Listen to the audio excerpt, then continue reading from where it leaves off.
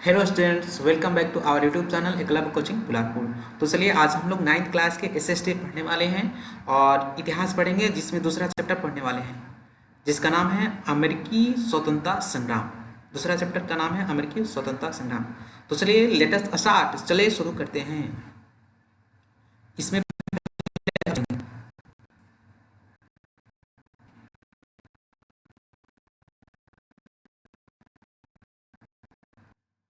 तो चलिए पढ़ते हैं ऑब्जेक्टिव क्वेश्चन। पहला क्वेश्चन है, अमेरिका की राजधानी क्या है?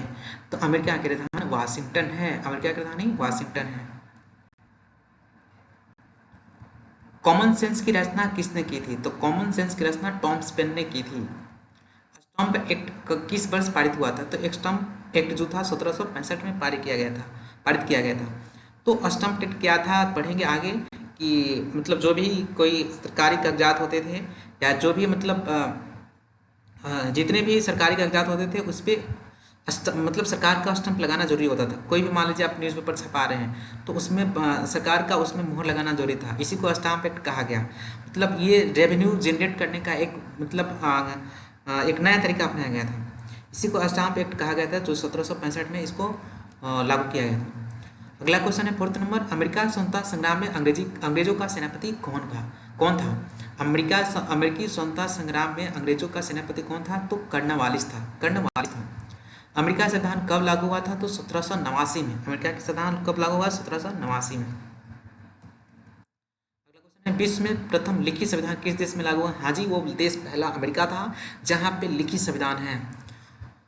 भारत में भी लिखित संविधान है और भारत का जो संविधान है सबसे बड़ा, दुनिया की सबसे बड़ा लिखित संविधान है।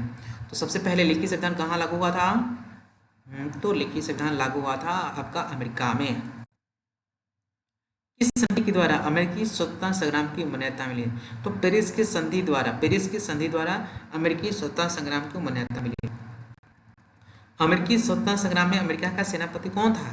तो अमेरिकी स्वतंत्रता संग्राम में अमेरिका का सेनापति जो था, सॉरी यहाँ पे ये गलत लिखा है, वो लफायदे था। कौन था? लफायदे था। अमेरिका के प्रथम राष्ट्रपति कौन थे? तो अमेरिका के राष्ट्रपति जो थे जॉर्ज वाशिंगटन थे। कौन थे? जॉर्ज वाशिंगटन थे। सॉरी, ये क्वेश्चन हमारा 8 गलत हो गया। अमेरिकी स्वतंत्रता संग्राम में अमेरिका के सेनापति जॉर्ज वाशिंगटन थे। ठीक है, ये सही आंसर है, जॉर्ज वाशिंगटन थे। अमेरिका के प्रथम राष्ट्रपति कौन थे? वही जॉर्ज वाशिंगटन ही। जब अमेरिका में जब आज़ादी मिला, मतलब लोग जब स्वतंत्र हुए, तो अमेरिका के प्रथम जो राष्ट्रपति बने वही जो यहाँ के लीड कर रहे थे जॉर्ज वाशिंगटन, वही बन गए। सप्तवर्षीय युद्ध किन देशों के बीच लड़ा गया था? ब्रिटेन और फ्रांस के बीच। सप्तवर्षीय युद्ध किन दो देशों के बीच लड़ा गया था? ब्रिटेन और फ्रांस के बीच। यह है रिक्त स्थानों की पूर्ति करे। लाइसेंस फेयर का सिद्धांत डॉट डॉट ने दिया था, यहाँ पे था कर लीजिएगा।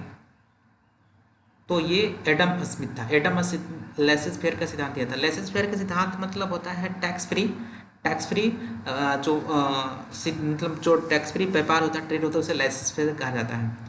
शक्ति के पृथक्करण का सिद्धांत डॉट ने दिया था, तो मॉन्टेस्क्यू ने दिया था। शक्ति का पृथक्करण कहने का मतलब किस जो सत्ता होना चाहिए किसी एक व्यक्ति के हाथों में नहीं होना चाहिए, जबकि उसका बंटवारा होना चाहिए। नहीं तो एक व्यक्ति के हाथों में होगा तो उसका गलत यूज होगा। तो शक्ति के पृथक्करण का सिद्धांत किसने दिया था? मॉन्टेस्क्यू ने। सेनापति लाफायटे डॉट का रहने वाला था, ये फ्रांस का रहने वाला था। जॉर्ज तृतीय इंग्लैंड का डॉट क्या था? तो जॉर्ज तृतीय जो था वो इंग्लैंड का शासक था, जॉर्ज तृतीय। इसके बाद है धर्मनिरपेक्ष राज्य की स्थापना सर्वप्रथम डॉट में हुई थी। तो धर्मनिरपेक्ष राज्य की स्थापना सबसे पहले अमेरिका में हुई थी। नई दुनिया जिसे अमेरिका कहते हैं का पता किसने लगाया था? तो कोलंबस ने लगाया था। पहले चैप्टर में हम लोग पढ़े थे। सर्वप्रथम आधुनिक गणतंत्रात्मक शासन की स्थापना डॉट में हुई अमेरिका में ही। एक क्वेश्चन छोड़ दिए। क्वेश्चन नंबर 7, अमेरिका में अंग्रेजों के डॉट उपनिवेश थे। तो अमेरिका में अंग्रेजों के डॉट 13 को उपनिवेश थे। 13 उपनिवेश थे। सर्वप्रथम आधुनिक गणतांत्रिक शासन की स्थापना डॉट में हुई, अमेरिका में हुई थी। अमेरिकी स्वतंत्रता संग्राम के तत्कालीन कारण क्या था? बोस्टन की टी पार्टी। पढ़ेंगे हम लोग, तभी याद कर लीजिए। बोस्टन की टी पार्टी मतलब जहाज से भरी एक टी जा रही थी बंदरगाह पर, उसे सारे चाय के जो पेटी थी उसे उलट दी जाती है। इसी को बोस्टन की टी पार्टी के नाम से जाना गया है। राइट्स ऑफ मैन की रचना किसने थी? टॉमस जेफरसन ने की थी। अगला है सही और गलत। जॉर्ज वाशिंगटन अमेरिका के प्रथम प्रधानमंत्री थे? जी नहीं, राष्ट्रपति थे। अमेरिका यूरोप महादेश में स्थित है? अमेरिका नहीं, ये अमेरिका जो है उत्तरी अमेरिका में स्थित है, उत्तरी अमेरिका में। अमेरिका स्वतंत्रता संग्राम के दौरान स्वतंत्रता के पुत्र एवं पुत्री नामक संगठन का निर्माण होता है? सही है। स्वाधीनता के पुत्र एवं पुत्री नामक संगठन का निर्माण हुआ था? सही है। अमेरिका की खोज कोलंबस ने नहीं किया था? गलत है, अमेरिका की खोज कोलंबस ने ही की थी। अमेरिका स्वतंत्रता संग्राम में फ्रांस ने इंग्लैंड का साथ दिया था? गलत है, अमेरिका स्वतंत्रता संग्राम में फ्रांस ने इंग्लैंड का साथ दिया था? गलत है। अमेरिका स्वतंत्रता संग्राम की घोषणा पत्र जेफरसन ने तैयार किया था? ये सही है। स्टाम्प एक्ट ग्रीनविले के समय पारित हुआ था? ये भी सही है। अब आते हैं अति लघु प्रश्न। कहने का मतलब कुछ शब्द दिए हैं, इसका परिभाषा लिखना। गणतंत्र, जनता का शासन जनता के लिए जनता द्वारा निर्वाचित प्रतिनिधि द्वारा, मतलब जनता का शासन जनता के लिए द्वारा, जनता के लिए जनता द्वारा निर्वाचित प्रतिनिधियों द्वारा, इसी को हम लोग गणतंत्र कहते हैं। देखिए, गणतंत्र का मतलब होता है कि वहाँ पे मतलब जो स्टेट का हेड होगा, मतलब देश का हेड जो होगा, उसका निर्वाचन जो होगा वो किसी कोई खास व्यक्ति नहीं करेगा, वहाँ की जनता के द्वारा, मतलब निर्वाचन होगा। ऐसे नहीं कि अपने मर्जी से, जैसे राजा का बेटा राजा नहीं बनेगा। गणतंत्र का मतलब है, जैसे भारत गणतंत्र कब बना? तो 26 जनवरी 1950 को गणतंत्र बना। इसका मतलब ये है कि जो हेड होगा, हमारे देश की जो हेड होंगे, जैसे राष्ट्रपति होंगे, तो उनका निर्वाचन होगा, नहीं कि राष्ट्रपति का लड़का ही राष्ट्रपति बनेगा, ऐसा नहीं होगा। इसी को गणतंत्र कहते हैं। मौलिक अधिकार क्या है? तो संविधान द्वारा देश का नागरिकों को दिया गया अधिकार मौलिक अधिकार कहलाता है। मताधिकार क्या है? जो वोट डालने का अधिकार होती है उसे मताधिकार कहते हैं। प्रत्येक वयस्क को शासन के प्रतिनिधि चुनने का मताधिकार प्राप्त होता है, ठीक है। उपनिवेश क्या होता है? तो शक्ति संपन्न देशों द्वारा कमजोर देश के भूभाग पर बस जाना और वहाँ का ट्रेड का कंट्रोल करना उपनिवेश कहलाता है। और इसी का थोड़ा सा बड़ा रूप होता है साम्राज्यवाद। राजतंत्र क्या होता है? राजा द्वारा शासित राज्य को राजतंत्र कहते हैं। राजा द्वारा शासित राज्य को राजतंत्र कहते हैं।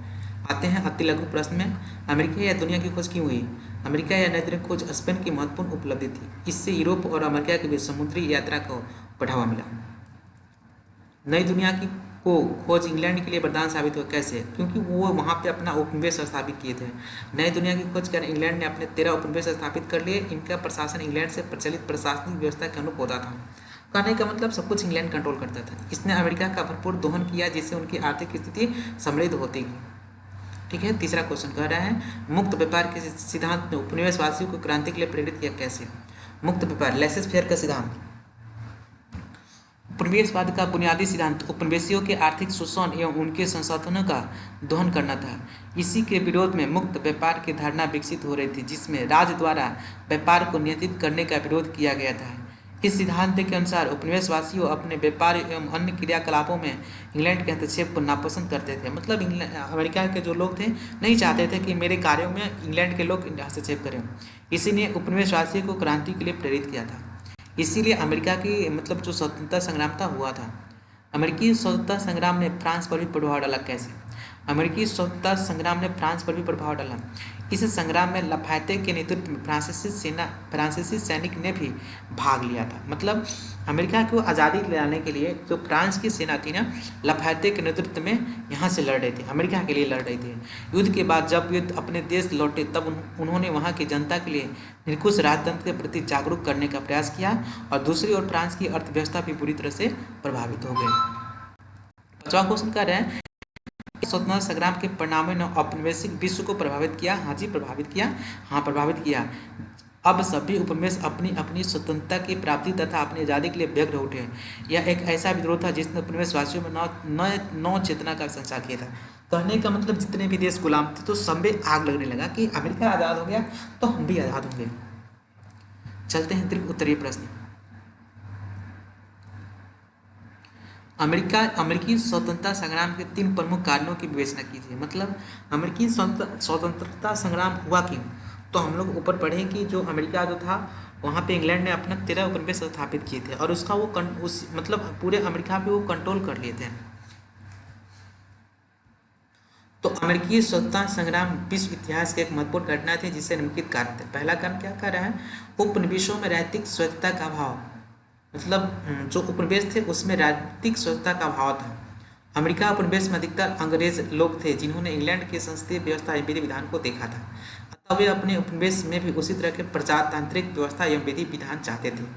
उपनिवेश के गवर्नर इंग्लैंड के राजा द्वारा मनोनीत किए जाते थे, लेकिन उपनिवेशों को जो गवर्नर होते थे ना, वहाँ के इंग्लैंड के राजा द्वारा मनोनीत किए जाते थे, जो उदार नहीं होते थे, लोगों के मतलब इंटरेस्ट को ध्यान नहीं रखते थे। अतः संघर्ष की स्थिति बनी रहती थी। उपनिवेश वासियों के शासन का योग्य नहीं माना जाता था, इसलिए इनसे भारी असंतोष थे। दूसरा कारण था सप्तवर्षीय युद्ध का प्रभाव। सप्तवर्षीय युद्ध जो था इंग्लैंड और फ्रांस के बीच में 1756 से 63 के बीच हुआ था।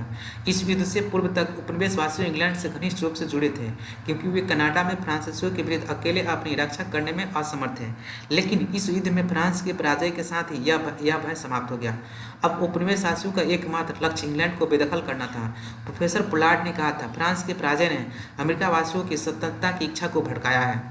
कहने का मतलब जब सप्तवर्षीय युद्ध चल रहा था, सप्तवर्षीय युद्ध इंग्लैंड और फ्रांस के बीच चल रहा था, तो उसमें इंग्लैंड बुरी तरह से हार गया। तो अब ये अमेरिका वासियों को लगने लगा कि इंग्लैंड हमारे लिए मतलब कारगर सिद्ध नहीं होगा, ये हमारी हेल्प नहीं कर पाएगा, क्योंकि ये तो मतलब फ्रांस से भी कमज़ोर है जो कि हार गया। तो इसलिए लोगों ने सोचा कि अब इंग्लैंड को यहाँ से भगा देना में ही अच्छा ही रहेगा। तीसरा है बोस्टन की चाय पार्टी। हाँ जी, यही तत्कालीन कारण था। पूछा जाएगा कि अमेरिका की क्रांति में तत्कालिक कारण क्या रहा, तो बोस्टन की चाय पार्टी। 1773 ईस्वी में चाय कानून द्वारा कंपनी की चाय से लदे जहाज अमेरिका के बोस्टन बंदरगाह पर पहुंचे। 1773 ईस्वी में चाय कानून द्वारा कंपनी की चाय से लदे जहाज अमेरिका के बोस्टन बंदरगाह पर पहुंचे। उपनिवेशवासियों सरकार द्वारा चाय पर कर लगाए जाने से क्रुद्ध थे। मतलब उपनिवेशवासियों सरकार द्वारा चाय पर टैक्स बढ़ा दिया गया था, जिसके कारण बहुत ही वो गुस्साए हुए थे। अतः वहाँ के नागरिकों ने रेड इंडियन के वेश में चाय की पेटियों समुद्र में फेंक दी। रेड इंडियन किसको कहते हैं, तो अमेरिका के जो मूल नागरिक है उसे रेड इंडियन कहते हैं। यह घटना बोस्टन की चाय पार्टी के नाम से विख्यात हुई और ब्रिटिश सरकार ने बंदरगाह पर व्यापारिक प्रतिबंध लगा दिया। इस तरह अमेरिकी उपनिवेश को विद्रोह में भी आग में धकेल दिया। दूसरा क्वेश्चन है, लोकतांत्रिक स्तर पर अमेरिकी संग्राम ने विश्व को प्रभावित किया कैसे। हाँ जी, जैसे ही अमेरिका में मतलब विद्रोह हुए, अमेरिका को सफलता मिली, तो बाकी जितने भी गुलाम देश थे उस सबके अंदर यही जुनून जग गया कि अमेरिकी स्वतंत्रता संग्राम का प्रभाव न केवल 13 उपनिवेशों पर पड़ा बल्कि विश्व स्तर पर भी प्रभाव डाला। अमेरिकी स्वतंत्रता संग्राम का प्रभाव न केवल 13 उपनिवेशों पर पड़ा बल्कि विश्व स्तर पर प्रभाव डाला। ठीक है, लोकतांत्रिक स्तर पर इसका प्रभाव देखो। एक नए राष्ट्र का उदय, 13 उपनिवेशों ने आपस मिलकर संयुक्त राज्य अमेरिका की स्थापना की। विश्व के मानचित्र पर नए राष्ट्र का उदय, मतलब 13 जो उपनिवेश थे वो आपस में मिल गए। इसीलिए अमेरिका को हम लोग यूएसए कहते हैं, यूनाइटेड स्टेट्स ऑफ अमेरिका। सारे मिल गए थे। इन राष्ट्रों के लिए 1787 में नया संविधान बना और 1789 में इसे लागू किया गया। इसने गणतंत्रात्मक शासन व्यवस्था अपनाई। अमेरिका में ही पहली बार लिखित संविधान लागू किया गया। धर्मनिरपेक्ष राज्य की स्थापना भी पहली बार यहीं हुई थी। ठीक है। दूसरा, प्रथम जनतंत्र की स्थापना हुई। जनतंत्र मतलब लोगों के मतलब इंटरेस्ट को ध्यान में रखा जाने लगा। संयुक्त राज्य अमेरिका विश्व का पहला राष्ट्र बना जिससे प्रचलित राजतंत्रात्मक व्यवस्था के स्थान पर जनतंत्रात्मक शासन व्यवस्था को अपनाया गया। स्वतंत्रता संग्राम के सेनानी जॉर्ज वाशिंगटन को अमेरिका का प्रथम निर्वाचित राष्ट्रपति बनाया गया। जो स्वतंत्रता संग्राम के सेनानी थे जॉर्ज वाशिंगटन, इसी को भारत मतलब अमेरिका का प्रथम राष्ट्रपति निर्वाचित किया गया। इस प्रकार लोकतंत्र स्तर पर विश्व पर लोकतांत्रिक स्तर पर विश्व भर में यह प्रभाव पड़ा। अन्य उपनिवेश भी अपनी स्वतंत्रता की कल्पना करने लगे। तीसरा क्वेश्चन है, अमेरिकी स्वतंत्रता संग्राम के परिणामों की आलोचनात्मक परीक्षण करें। कहने का मतलब अमेरिका जो स्वतंत्रता संग्राम था उसके परिणाम किस तरह से हुए इसके बारे में बताना है। अमेरिका का स्वतंत्रता संग्राम विश्व इतिहास की एक महत्वपूर्ण घटना है। पहली बार 13 उपनिवेशों ने संयुक्त राज्य अमेरिका राष्ट्र का निर्माण किया। अमेरिका पहला राष्ट्र बना जहां गणतंत्रात्मक व्यवस्था अपनाई गई। अमेरिका में ही पहली बार लिखित संविधान लागू किया गया। धर्मनिरपेक्ष राज्य की स्थापना भी पहली बार यहीं हुई। अमेरिकी स्वतंत्रता संग्राम से प्रेरणा लेकर अनेक राष्ट्र भी क्रांति की ज्वाला भड़क उठे। अब हर देश यही चाहने लगे, मतलब जो गुलाम थे अंग्रेजों के, सब चाहते थे कि अंग्रेजों से हम लोग आज़ाद हो जाए। अमेरिकी स्वतंत्रता संग्राम के समाज पर भी प्रभाव पड़ा। स्वतंत्रता संग्राम ने अमेरिकी समाज पर प्रभाव डाला। नई परिस्थिति में ब्रिटेन का राजभक्तों को अमेरिका छोड़कर पड़ोसी राष्ट्र कनाडा जाने के लिए विवश होना पड़ा। केवल गणतंत्रात्मक विचारधारा से प्रभावित लोग ही अमेरिका में रह गए। युद्ध में प्रमुखता से भाग लेने के कारण स्त्रियों का समाज में सम्मान बढ़ा, इसलिए उनके नागरिक और आर्थिक अधिकारों की सुरक्षा की व्यवस्था कर दी गई। चौथा क्वेश्चन कह रहा है कि अमेरिका स्वतंत्रता संग्राम में अंग्रेज के पराजय के क्या कारण थे। हाँ जी, अमेरिका स्वतंत्रता संग्राम में अंग्रेज क्यों हार गए, तो इसके पीछे बहुत सारे कारण थे। पहला कारण है इंग्लैंड की दूरी। इंग्लैंड जो था ना अमेरिका से दूर था, जिसके कारण वहाँ से सामान ले जाने में बहुत सारी समय लगता था और बहुत सारा पैसा भी खर्च होता था। अमेरिकी उपनिवेश अटलांटिक महासागर के पार 3000 मील की दूरी पर था। इससे युद्ध के सामान और रसद पहुंचाने में कठिनाई होती थी। दूसरी ओर अमेरिका की भौगोलिक स्थिति से भी अंग्रेज सैनिक अपरिचित थे, मतलब अंग्रेजों को वहाँ के वातावरण के बारे में नहीं पता था। अमेरिका की शक्ति का नजरअंदाज किया गया एवं अधिकांश अंग्रेज इसे गृह युद्ध ही समझते रहे, जिसके कारण से इंग्लैंड को हार जाना पड़ा। उपनिवेशवासियों में उत्साह था, वे स्वतंत्रता के लिए कुछ भी करने के लिए तैयार थे। कहने का मतलब देश के प्रति जुनून था। ब्रिटिश सेनापतियों ने कुछ सामरिक भूल की, मतलब कुछ ऐसा भूल किया जिसकी वजह से वो हार गए। ब्रिटिश राजनेताओं के बीच गंभीर मतभेद था। जॉर्ज तृतीय की हठधर्मिता की नीति के कारण योग्य एवं अनुभवी नेता सरकार से अलग रहे। जो वहाँ का राजा था जॉर्ज तृतीय, वो एकदम हठी तरह के व्यक्ति था, जिसके कारण बहुत सारे जो मतलब अच्छे इंसान तो वो सत्ता से दूर रहे। इंग्लैंड का अकेले युद्ध लड़ना, यह इंग्लैंड के पराजय का मुख्य कारण था। उससे अन्य देशों का सहयोग नहीं मिल सका, जबकि अमेरिकी उपनिवेशियों का विदेशी सहायता प्राप्त हुआ। विशेषकर फ्रांस ने खुलकर इसका समर्थन किया था, इससे धन और सेवा से काफ़ी मदद पहुंचाई। फिर लास्ट कारण हो सकता है कि जैसे जॉर्ज वाशिंगटन सुइयों के सेना नायक मिल गया था अमेरिका को, जिससे बड़े धैर्य, साहस एवं कुशलता के साथ अंग्रेजी सेना को पराजित किया।